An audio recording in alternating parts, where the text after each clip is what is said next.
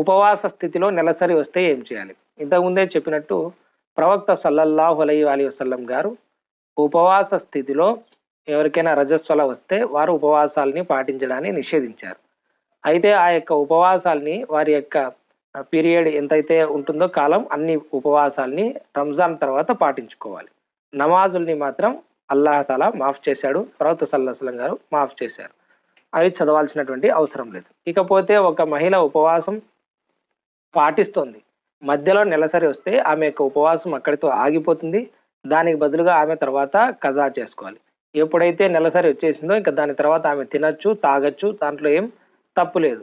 కాబట్టి మీరు అదే పనిగా సాయంత్రం వరకుండి నెలసరిలో కూడా మీరు ఉపవాసాన్ని కంటిన్యూ చేయాల్సిన అవసరం లేదు. ఎందుకంటే ఎప్పుడైతే నెలసరి వస్తుందో అప్పుడు ఆ ఉపవాసం ఆటోమేటిక్‌గా భంగం అయిపోతుంది.